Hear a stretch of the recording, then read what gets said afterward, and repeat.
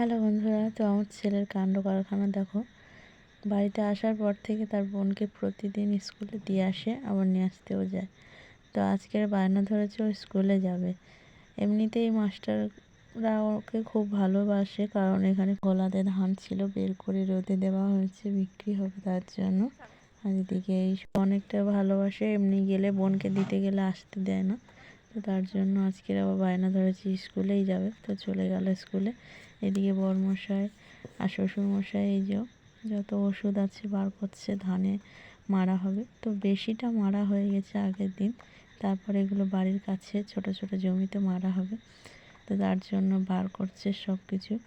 তো এদিকে বরমশাইও কত ওষুধ লাগে সেটা দেখো, কত সার ওষুধ, এগুলো প্যাকেট আর তো বস্তা বস্তা আছে, সেগুলো একসঙ্গে এগুলো মাখিয়ে তারপরে সার মারা হয়। তো আমাদের এই চাষের জমিতে এখন গরমের চাষ, তো সার মারা হবে, এটা চাপান সার। তার জন্য এই যে অবস্থা হচ্ছে দেখো।